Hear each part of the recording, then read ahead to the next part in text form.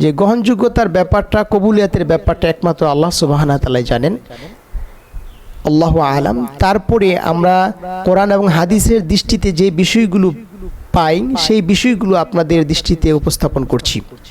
দেখুন, যেখানে আল্লাহ রাব্বুল আলামিন কুরবানির কথা বললেন সূরা কাউসারে, সেখানে কিন্তু সিরিয়ালগতভাবে প্রথমে সলাতের কথা বলেছেন, তারপরে সূরা আনআমে প্রথমে সলাতের কথা আসছে, তারপরে কুরবানির কথা আসছে।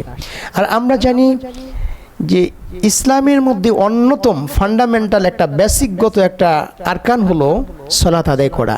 সলাত প্রতিদিন 5 ওয়াক্ত সলাত আদায় করতে হয়, সলাতের কোনো বিকল্প নেই। যেই জিনিস বেশি আদায় করতে হয় সেই জিনিসের গুরুত্ব বেশি। কাল কিয়ামতের ময়দানে সর্বপ্রথম সলাতের হিসাব প্রদান করা হবে। সলাতের ব্যাপারে যারা সঠিক হিসাব দিতে পারবে তারা সফলতা অর্জন করবে, আর সলাতের ব্যাপারে যারা সঠিক হিসাব দিতে পারবে না তাদের অন্য কোনো কিছু গ্রহণযোগ্যতা পাবে না, গ্রহণ করা হবে না।